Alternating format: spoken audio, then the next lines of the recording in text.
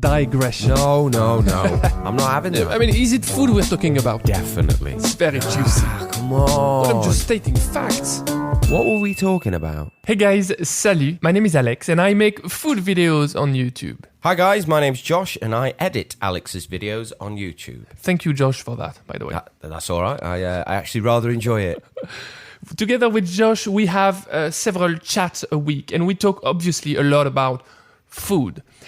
One of our problems, I said our problems, is that we often digress when we talk about food. We do. I do think it's a shared problem. You know, we're both food geeks, and if we get onto the topic of food, before you know it, we're a million miles away from where we've started, and there's no turning back. But I enjoy these very much. I enjoy our digressions. What? I mean, absolutely. There'd be no podcast without it. Oh, yes. Thank you for this one. Very good one. All right. So today's subject has something to do with the series I've been working on lately. So it has something to do with sauces. It's not going to be directly about sauces, but I thought we could have a chat about one of the foundations of sauces, of most sauces, and that would be stocks. Mm-hmm. So I'm not an English speaker. You may have noticed that I've got a very, very subtle accent. No. I know. It's weird. It's unbelievable. It's unbelievable. But so I'm not entirely sure about all the differences between stocks, broth, or consommé, for example. So I'm guessing stock is clearer than broth, and broth would be cloudier than consommé. Consommé would be more reduced, maybe. Well, let me start by saying that I think there are a great many people that are confused on this matter. And I've got good news for you. So am I. That's a very good start. I think maybe that would be a good thing to talk about and try and determine between us what our understanding of the things is. Now, yes. I mean, I think it's probably important to note that, like you said, you're embarking on a sauces series. That's the foundation of French cuisine. And a very, very important part of that is stock. And I think that stock actually plays a foundation role in lots of different cuisines. But there's totally different approaches to it depending on where in the globe you are. So let's talk about the things we know. Say again. Yeah, I'm sorry. Let's talk about the things we know then. Absolutely. Okay, so yeah, I'm going to start with the French stock. Okay, so let's start by defining maybe what is a stock. Stock for me would be it's a bit complicated. Yeah, the outcome of infusing any food in liquid for over a period of time. Yeah. No, that's too broad. That would be too broad. Let's go simple. Because that could be something like tea, couldn't it? Yeah, exactly. Okay, so I can't define exactly stock. I think that's what that's the conclusion I come up with. So I can tell you about my classic stock, and then I'll build up from there. That'll do it. Yeah. I would have meats and vegetables and spices and seasonings all in a liquid, in water, most likely, and then I would just simmer all this over a certain period of time. That would be stock in my eyes. What do you have at the end of that? What's the end result? So still in my eyes, a stock would be ideally a clear liquid that has loads of flavor, that just basically sucked out all the flavors from the foods that were just infusing in it. Mm-hmm. So we're trying to extract the flavour from whatever ingredients we're putting in using the water. It's a flavour extraction. And for sure. Okay, so we've got all that flavour. We've got this really flavourful liquid that we've extracted from our meats and bones and vegetable bits and spices, like you said. What are we then going to do with that? So then you've got a few options with that.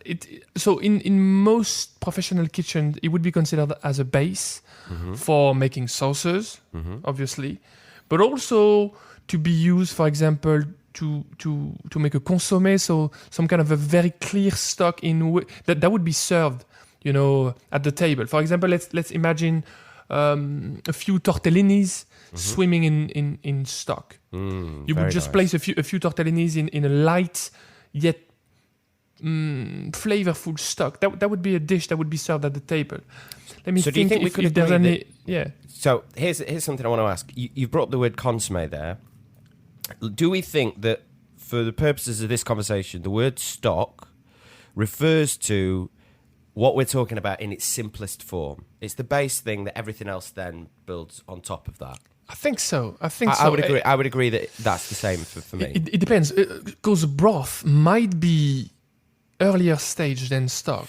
See, okay, so let's lay down some words here then. In that case, we've got stock, which we've just described. Very good description. Thank you very much. Now, to me, a broth, okay, is one stage after a stock, because I would view a broth as a stock that you would consume by itself. So here's the difference. A stock does not have any seasoning for me. A stock doesn't have any salt in it. It's the base that you then go on to make other things from, but you don't add salt in when you're making the stock, because you do that later depending on what use you're going to have with it. A broth, to me, is like it's eaten almost as a soup, but it's just the stock with some seasoning in it. Understood. So we have different views on it, I think. Okay, so what would you say a broth? Yeah, first of all, I don't think a stock could be seen as not seasoned. It has to be seasoned. Salt is also playing a role in the flavor extraction. So, but I do agree with you. It's not seasoned right. It's not seasoned. Yeah, it's not seasoned to be eaten as it is. Quanto basta, like Italian said. They always say that when you need to season it right to the right point, they don't do that. But with broth, let me just pick you up on a point there. You're saying about it being seasoned. I don't know that I would necessarily agree with that, because I feel like the key role of the salt in the stock is to do with extraction of things from the ingredients.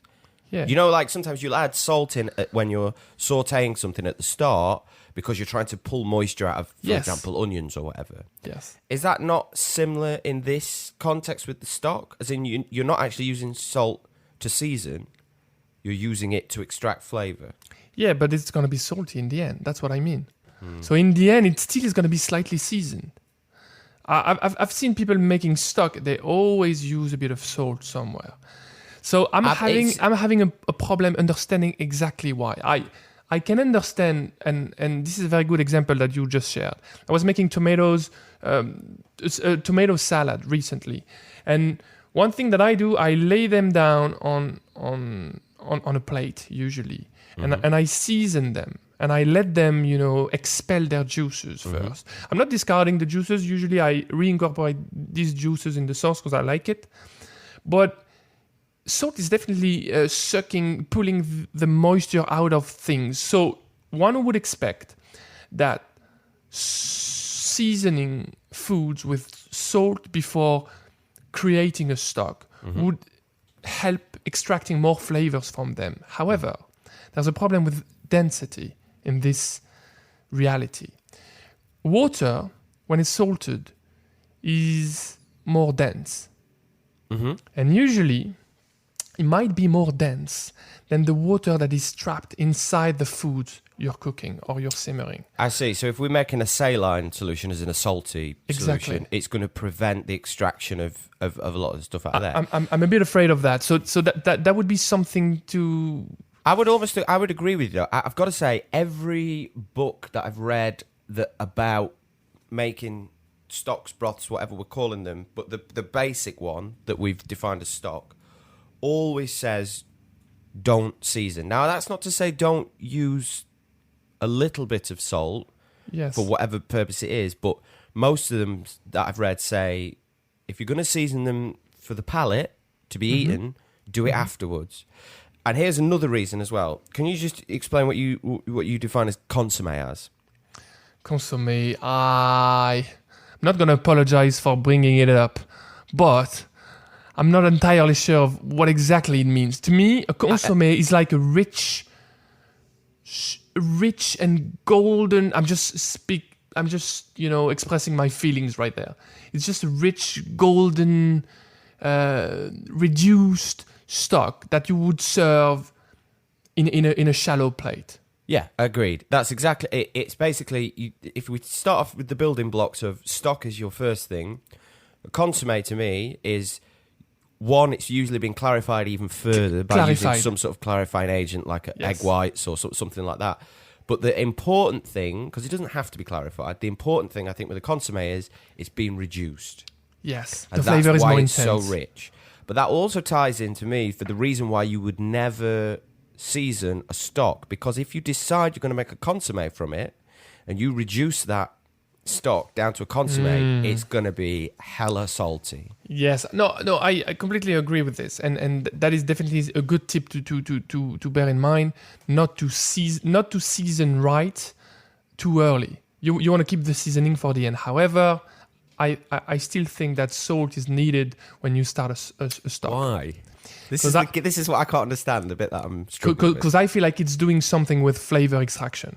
I feel like I'm able to extract more flavors if the water is at least slightly salty. This is something I might have to experiment with. Okay, so look, maybe I got the wrong end of the stick earlier. I thought what you were saying is if you've got salty water, it's less likely to extract flavor. That's the duality that I was referring to. I've got two separate ideas in mind. The way I've been doing things for a while, which is always by adding a bit of salt to that water, which is supposed to extract flavors, but also I got some scientific, approach to it, and I'm thinking, well, I've been doing this, but maybe there's another way around it. And to be honest, I would be in French interested. books, cause I was looking at the moment in my studio for the French manual that I've got. It's like the Bible for anything professional. So I just wanted to have a look, but I'm almost 100% sure that they add a bit of coarse salt when they start the stock. Well, listen, here's what I think with that, is that this is one of those food things that if neither of us know why we're doing it, there's a space there for somebody like Kenji Lopez-Alt or somebody like that, sure. or Nathan, I've forgotten his second name, from Modernist Cuisine, to come in and go, all right, guys, we're going to spend 2 weeks with 100 different vats of broth and we're going to do a scientific experiment. It's not a myth necessarily, but I would love to understand that element at some point. Yes. Like what gives you optimal results? Anyway, I think we could go round on this point all day, I think. Yes, I think to some extent there might be the difference between these two might not be as important as we think at the moment. For one reason at least.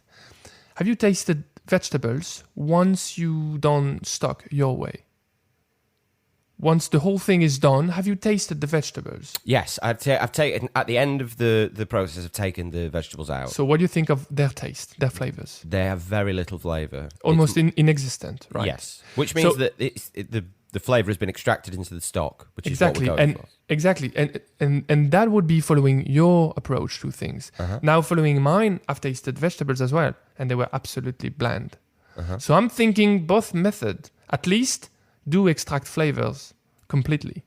Since the vegetables are completely bland in the end, I'm thinking that there could be a better way. One could be better than the other, but at least the two of them are performing something valuable. On the whole, yeah. So, I mean, that's a thing that, like I said, I would love someone else to do the research for me, because it's not something I'm probably going to spend the time on. But, yeah. Okay. So, okay, good. So, let's talk about broth then. Okay. Because we talk about stock, now broth. I had a different view on. I do agree that stock looks like an ingredient more than like a finished product. Here we go. So that would be maybe the key difference for me. Stock is an ingredient. Broth is a meal or part of a meal.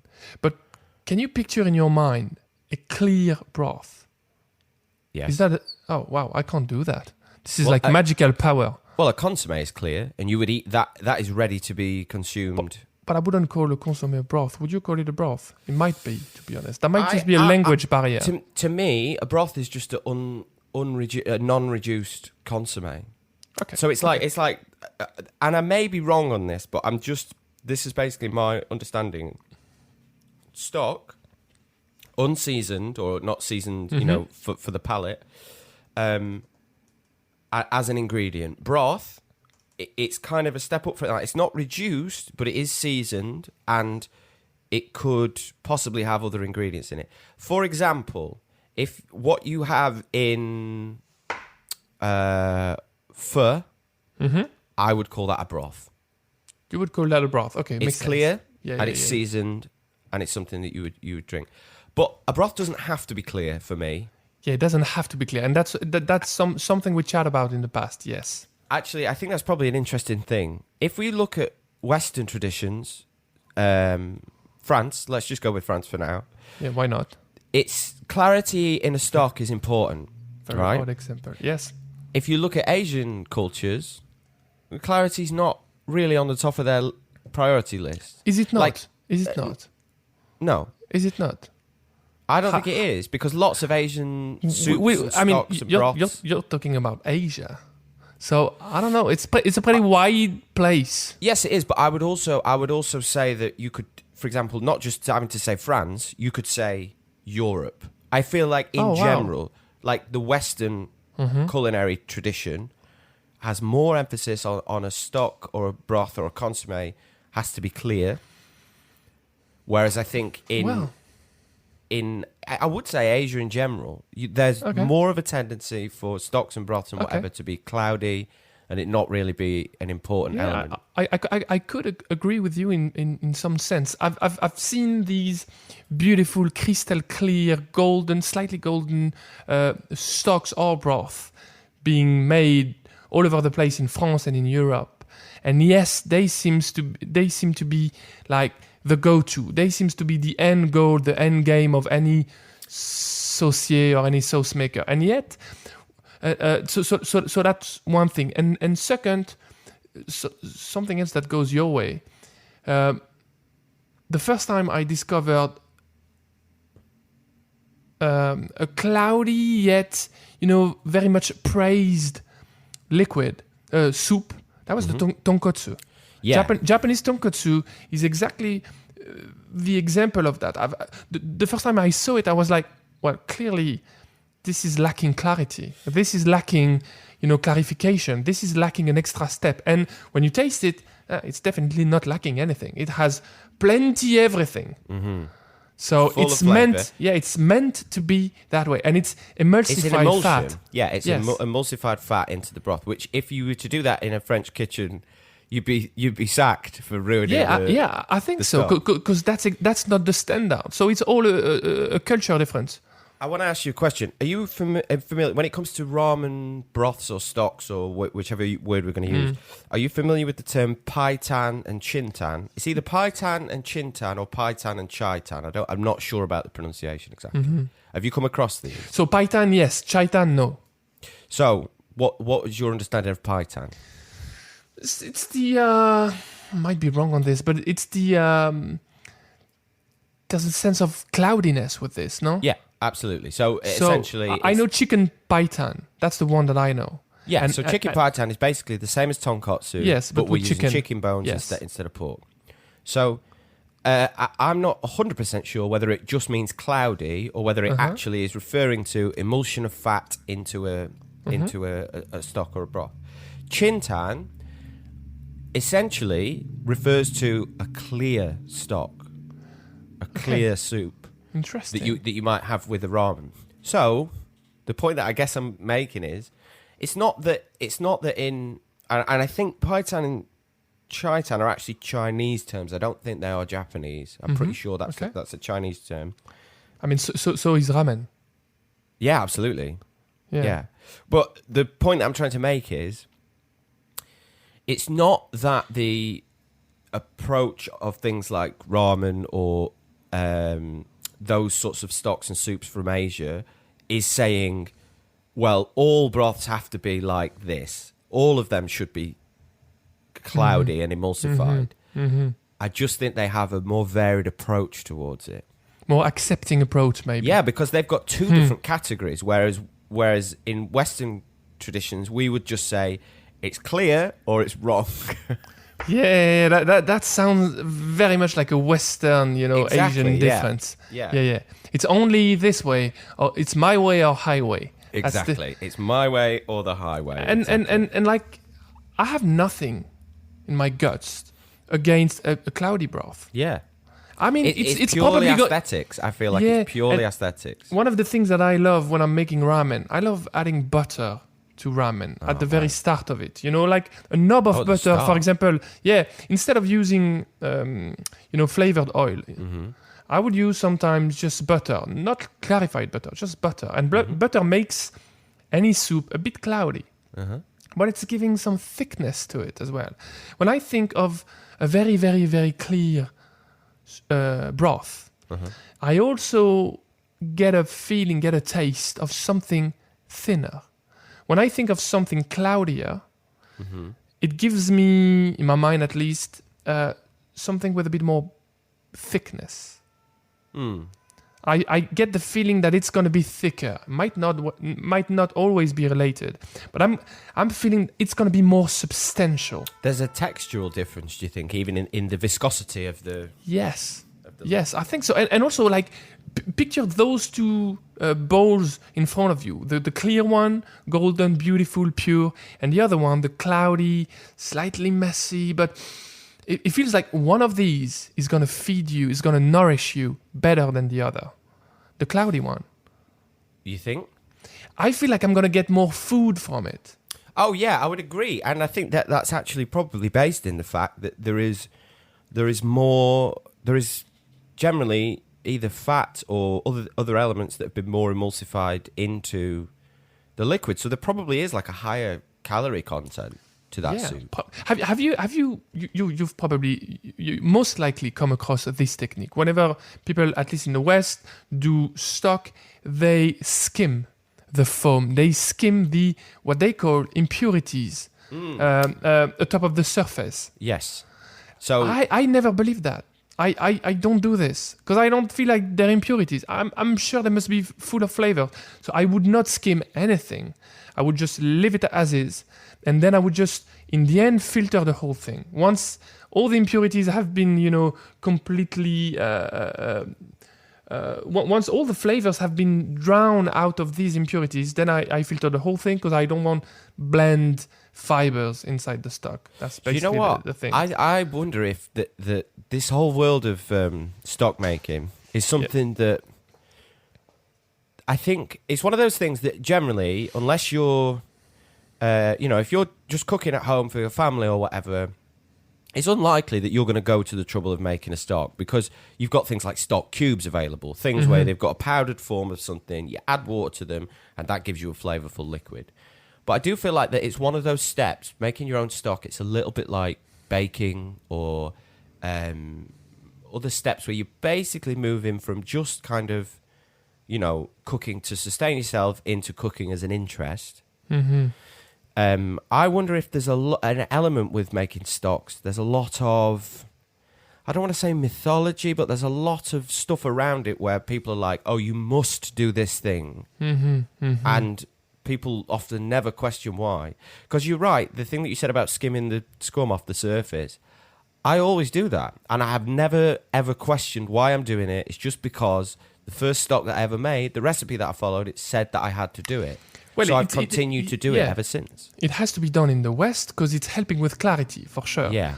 But since I don't care that much about clarity, I like my broth to be sort of clear, but I'm not against the little cloudiness. So that's why I'm not skimming the scum out the surface. Plus, to be honest, it's a pain to do that. It's just annoying because I'm just getting another bowl dirty. I have to use like that slotted spoon or mesh spoon, whatever. Yeah. I just feel like it's creating a mess that is not necessary, that is not needed. So just one thing, you mentioned stock cubes. So I do use stock cube. Because it's quick and it's easy. Yeah, one of the problems that I came across with while using these, and I've basically tasted some stock cubes.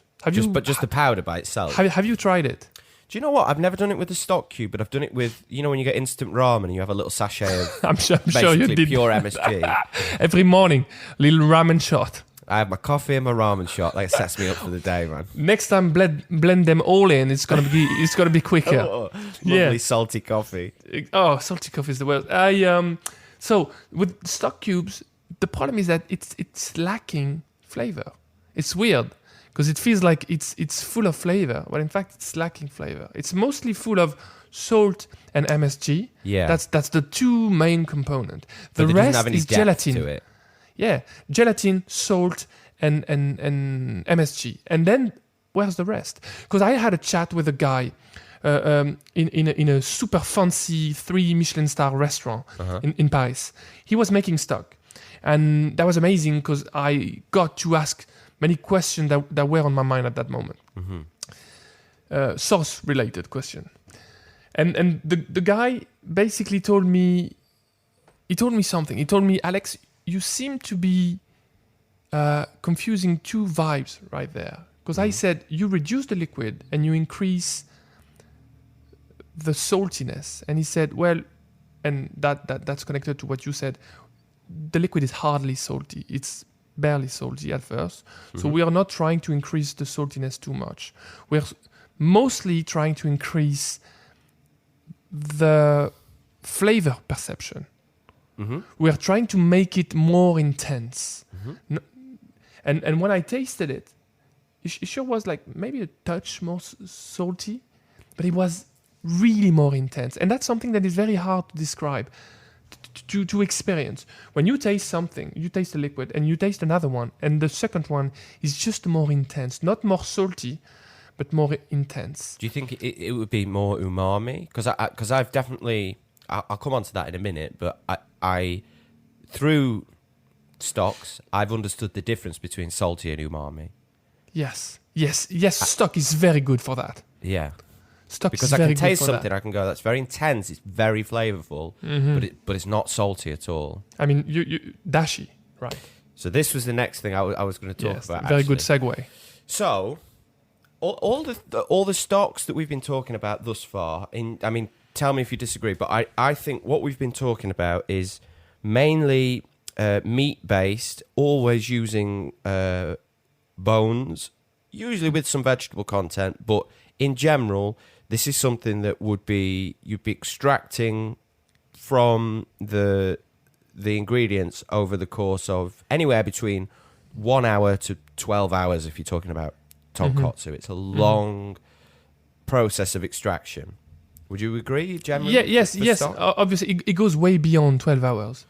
In any kitchen, they basically let the stock on the stove forever, and sometimes they just add more water to it, more ingredients to it. Continuous process. Exactly. And it's just like those Mexican mole sauces. Okay. You know, turning over. Exactly, and and it also makes the tasting experience more uniform. Anyway, digression. So dashi has a completely different approach in that what to me anyway, what I feel like they've done is they've sort of gone, instead of us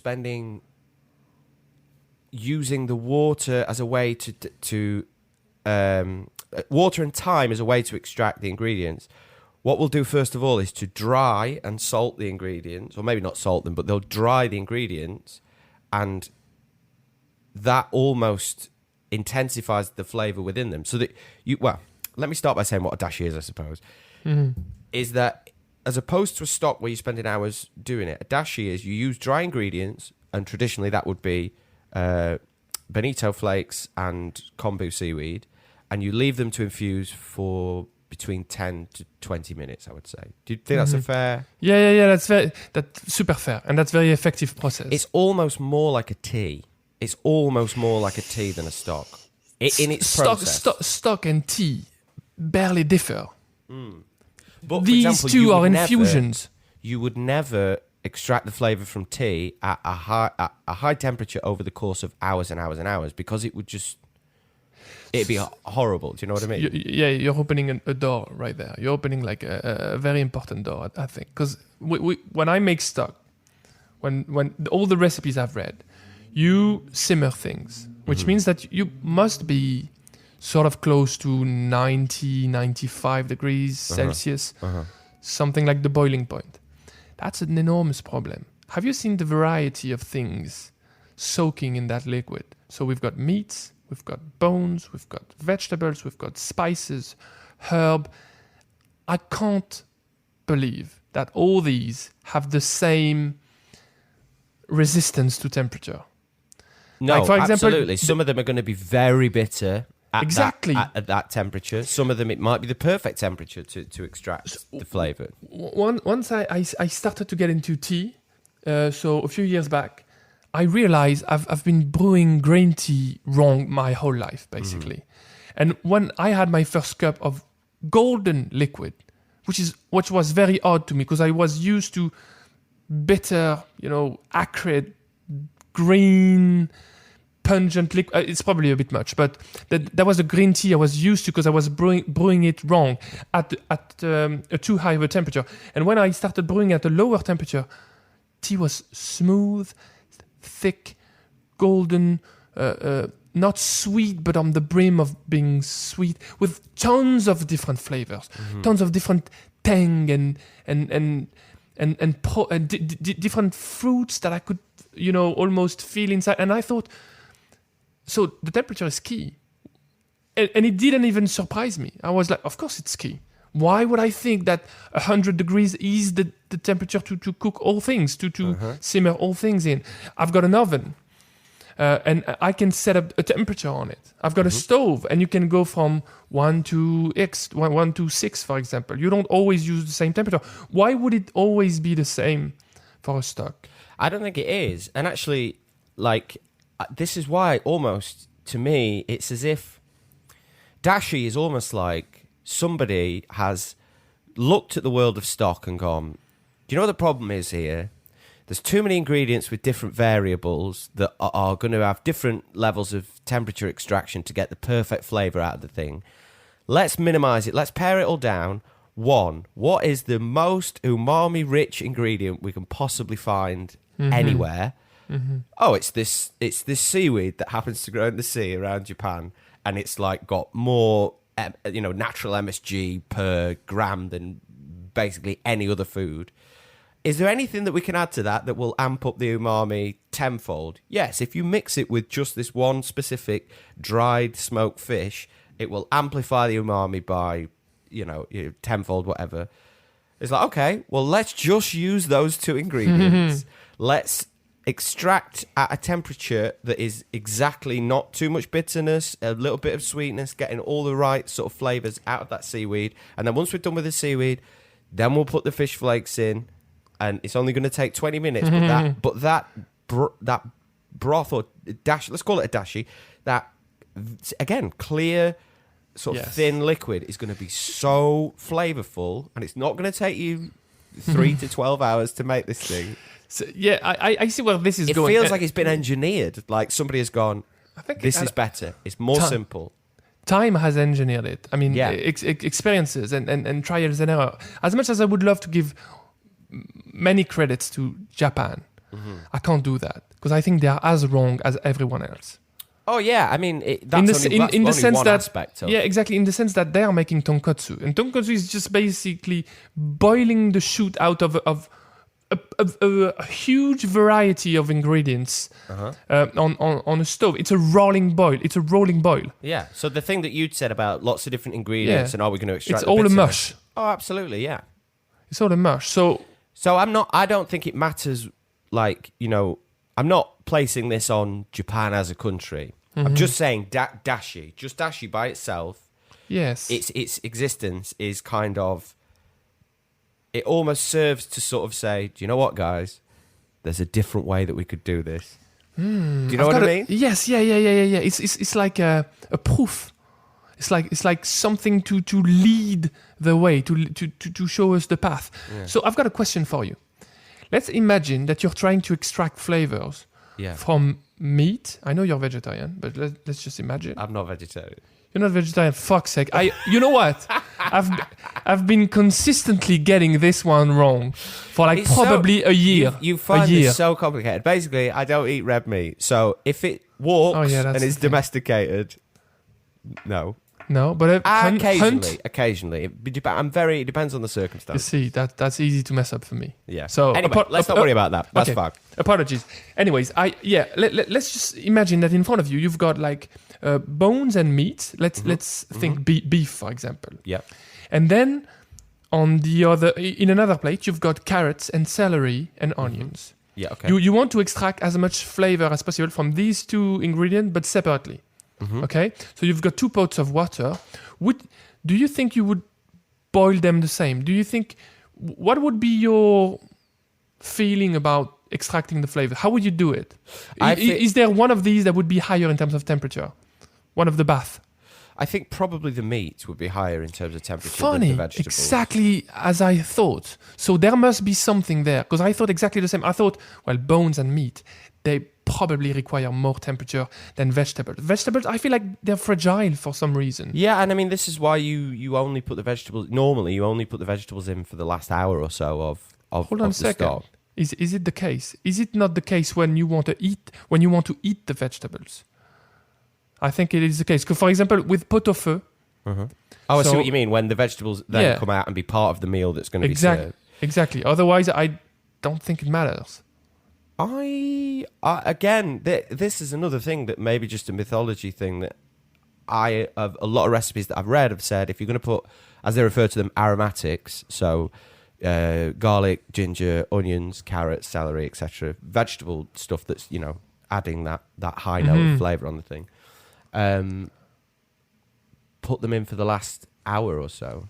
Yeah, but I don't know why, but that's a lot of recipes that I've read. The bag of aromatics doesn't work with me. Aromatics too white. Like putting garlic and for example, bay leaf in the same bag as carrots, that doesn't cut it for me. Doesn't work. It's too different.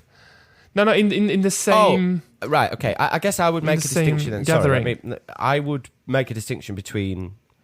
what do you call it? A bouquet garni? Is that the right term? Yeah, it is a bouquet garni. I think that's different to add in... which I should clarify, that's kind of like herbs, black peppercorns, that sort of thing. Yeah, yeah, for sure. And I'd separate the vegetables to that. Okay, sorry. I would say that the vegetables are a separate issue almost. I guess I'm trying to say is it. Whereas in your approach, what you're saying is let's have different pots of water. That would be amazing for different ingredients. Yes, at different temperatures. Whereas the traditionally the approach is we've just got one pot of water. It's at this temperature. We add the ingredients in at different times. You know what? Yeah, for sure. This is exactly what I had in mind. I thought if I had time and unlimited time and unlimited resources, I would do exactly that. I would make, as many stocks as they are ingredients. Like if I've got meats and 3 vegetables, then I would make 4 different stocks. And then I would just assemble them, following a ratio that would just feel right to the recipe that I'm working on. Because I feel like this way I would be able to extract all the flavors from all the things. Now, one thing that I need to accept somehow. Let's imagine another imagination example. Let's imagine that you're having 2 cups in front of you with boiling water. Okay. In the first one, you place a bouquet garni. In the second one, you place a carrot. Okay. Let's imagine that the water stays at a boiling temperature for as long as we want. Yeah. I feel... And you tell me your feelings about this. I feel like the carrot could stay in there forever. It wouldn't make it acrid. It wouldn't make it bitter. Because the carrot simply can't do that. However, with the bouquet garni, I feel like at some point it's going to be disgusting. Yeah, I feel like it would be very bitter, and it would be, like you said, a bit acrid. That's because I think for most of those herbs that you've just described that go into the bouquet garni, I don't know this scientifically, but I feel like they would have volatile compounds or something in them that makes them so aromatic. Maybe it's the oils. I'm not 100% sure, but I know from experience of tea is kind of like, it's a green vegetal leaf sort of matter that's been dried, which is essentially all very similar to what the herbs are like. And I know that if I boil the S out of tea, it's going to be bitter. It's going to be if it was in there for an hour, it's not. I'm not going to want to drink it. Hold on a second. I might have thought of a solution for that. Okay. So I'm thinking the same example I just mentioned, but this time you leave the bouquet garni in a 70 degrees Celsius solution, I don't think at any moment it's going to get bad. No, it's like sous vide the thing. It kind of reaches the perfect temperature and then it just stays there. And I think if it does that, that's not going to be a problem. Yes. The problem is probably when you start to burn with water that's too hot, when you start to set off chemical reactions that release sort of bitterness. Yeah. And I think as long as you stay under a certain temperature, you're probably going to be good with that. What about the liquid itself? What about the liquid? So that 70 degrees Celsius liquid that has all the bouquet garni flavors in it. Let's just discard the bouquet garni. And then that liquid, if you were to boil it, that wouldn't change anything, right? It would just be hotter. I don't know. Is the honest answer. No. Wow. Because I've got a very certain feeling about something completely uncertain, which is funny. But you? Yeah, exactly. That is very me. But I feel like that liquid is hardly going to turn into something bitter if it's not bitter already, because there's nothing in it now. I would be okay. I'm inclined to agree with you, but I don't know why. Yes. But I do have a gut feeling that approach would work. So that would be a solution then. If you're making stock and you want to infuse it with herbs, you could infuse the herbs on the side and just use the liquid instead. Maybe you should do a really big batch of bouquet garni, right? Yes. Reduce it down, put it in ice cube trays. That's amazing. Stick it in the freezer. The next time you've got a stock going, you just pop them in like your own bouquet garni stock cube. I sort of do that somehow, but I infuse them in oil usually, because I feel like oil is able to extract a bit more flavors than water when it comes to herbs. Because I feel like you mentioned that like a few seconds earlier. You said all these flavors when it comes to aromatic herbs are trapped in essential oils. Yes. So I feel like oil is more able to extract pull oil. It out. That makes sense. Yes. Yeah. So that's something that I would do. I would just crush these herbs, not too much, but mince them somehow, and then mix them gently with oil, and then divide that into an ice cube tray. Well, Alex, do you know what? I think we have solved all of the problems that exist with stock and the world of flavorfully extracting things from ingredients using water. And we've done it without any research or any certainty that what we're talking about is wrong. And I don't think that anybody can tell that we didn't do our research. I don't think anybody knows. You know what, man? We should write a book. The Definitive Guide to Stock. Or is it? Don't worry about it. Just read it, take our word for it, and never question anything again. I loved it, man. Thank you so much for this. No worries. Good to talk, man. See you, man.